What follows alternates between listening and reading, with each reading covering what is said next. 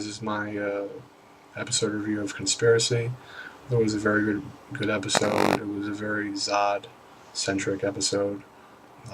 Really showed us what Zod is willing to do and how much he cares about his soldiers and the Kandorians.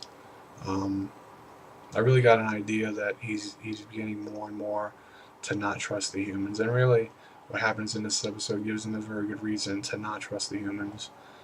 Um, Although what the Kandorians were doing to the humans aren't as good, um, it's revealed that they were experimenting on humans.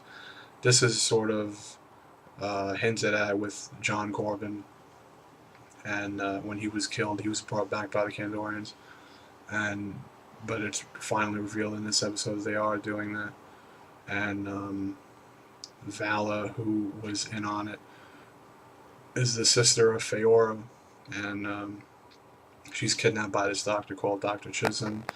He died of a heart attack, but was brought back by the Kandorians, and he's really paranoid, thinks that the alien's going to take over. So he does experiments on them to see like what they're made of and all that, and he kidnaps Lois to see if he can give her that information she could reveal to the world, because he thinks that the world won't believe him. Um, we see that Zod is very willing to do pretty much anything to save his people. In one of the more lighthearted moments, he infiltrates the Daily Planet, disguises himself as a reporter. He steals some guy's press pass, some lady's pencil and paper, and he takes some guy's glasses, black rimmed glasses, that sort of are symbolic for Clark when hopefully one day he wears glasses. And he's looking for people who were into alien abductions, really paranoid and crazy about that. He finds a whole bunch of letters that leads him to Dr. Chisholm. He goes there, he finds Lois there, and he tells her that he's an FBI agent, that's why he's there.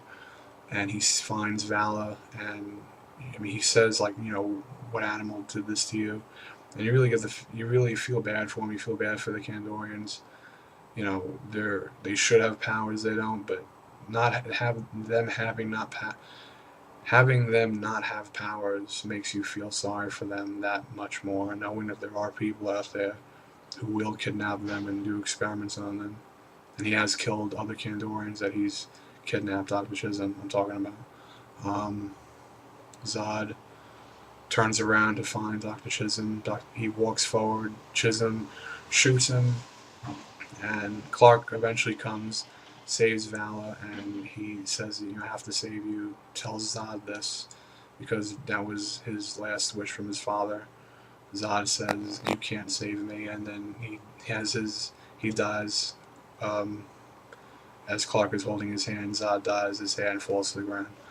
And so Clark takes these kryptonite nails or spikes that the Kandorians used to revive Dr. Chisholm and bring him back from the dead, because he was dead before. He takes it, cuts his hand, and pours like a drop of his blood onto the wound of Zod on his stomach, and then Zod comes back to life. At this point, we don't really, because at the end of the episode, it's revealed that Zod has powers. He gained powers because of what happened when Clark put his own blood onto in his body. I was getting the idea that was going to happen. I was just waiting for it to happen. The suspense was really not killing me, but it was pretty good. They reveal it They reveal it later on in the episode. Zod doesn't make any kind of subtle hints at all until the end that he has powers. So the whole time he's alive and awake, you're thinking, does he have powers? Does he not have them?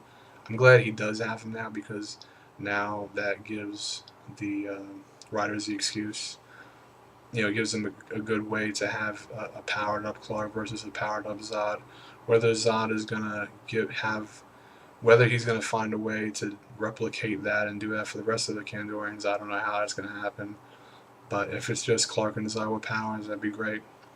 I like how they're sort of deviating from the future that we saw in Pandora, and I think they're doing a very good job with that.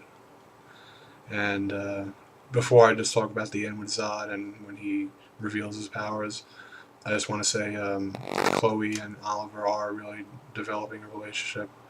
Um, but Oliver finds out that Chloe's been stealing from his bank account.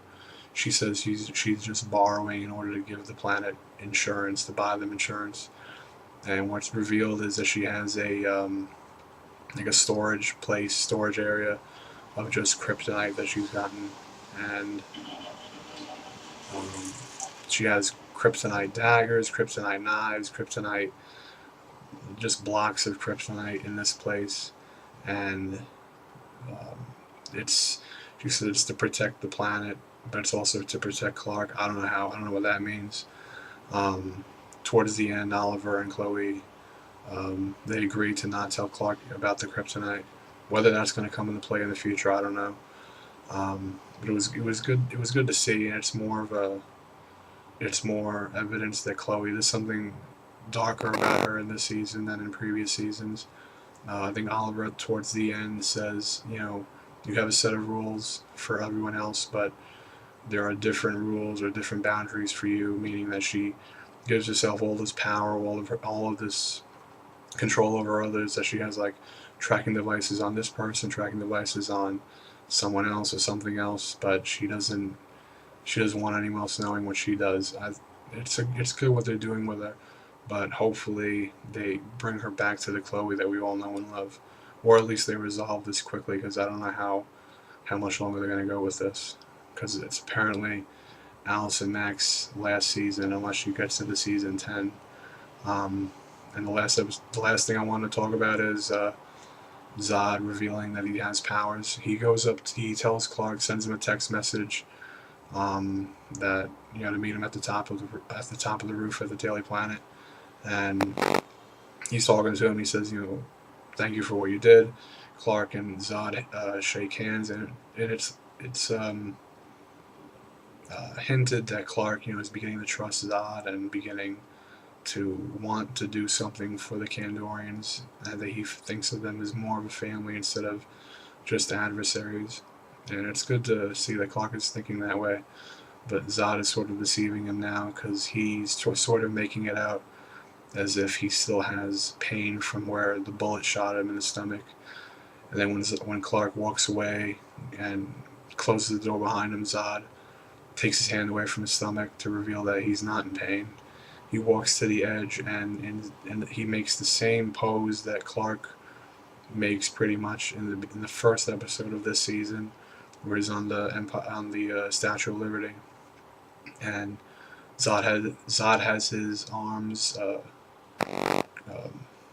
facing outward, and he just gracefully, slowly falls off the ledge. He's going directly down, and then towards the street, and then we just see him take off. He flies around a building, and then he flies towards the camera. The last shot is him looking at the camera with like a grin on his face. So I think April 2nd is when Smallville comes back. This is a very good cliffhanger to end the set of episodes that they have now. It's going to give us more reason to come back in April 2nd to see what happens, and I'm glad that they finally gave him powers, Zod. And it seems that they're changing how we get to the future setting that was in Pandora, and I think they're doing a very good job with that. And I do hope that they have Clark and Zod really fight and really duke it out, not in just like the typical like Smallville fashion where they just throw each other against the wall. I hope they really use their powers, and really go at it, because I think it would be a really good fight. All right. That was my review. Take care, guys. Bye.